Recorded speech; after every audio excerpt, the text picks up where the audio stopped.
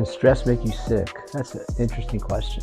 Well, Hippocrates, writing around 300 BC, a little bit earlier than that, he commented on the fact that his patients, who were kind of happy-go-lucky, had easygoing personalities, got sick less often and healed quicker from their bruises and cuts than did his patients that were anxious, depressed. In the last century or so, we've become much more focused on it. Again, Hans Selye, who's probably the most preeminent of modern stress researchers, starting around the 1930s and continuing for many years after that.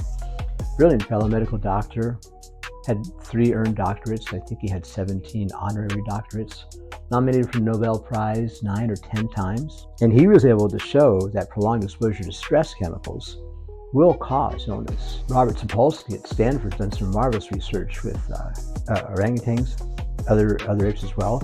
And he's been able to document that prolonged exposure to stress-related chemicals, corticosterone in apes, will actually downregulate the number of receptors that you have in the hippocampus, which is a pretty critical situation because memory is formed in the hippocampus. And in science, when we talk about stress in terms of the chemicals that are released: epinephrine, norepinephrine, cortisol. And long-term exposure to those chemicals will cause a whole set of reactions. So you bet, stress can cause illness of all sorts of types.